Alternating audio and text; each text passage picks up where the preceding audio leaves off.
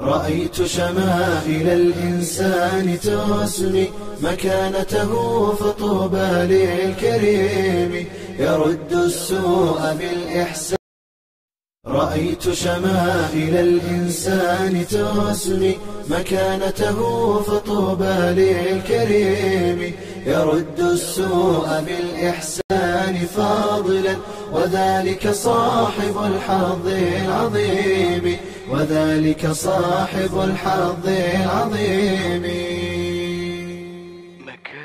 مكارم فاضلا، وذلك صاحب الحظ العظيم، وذلك صاحب الحظ العظيم.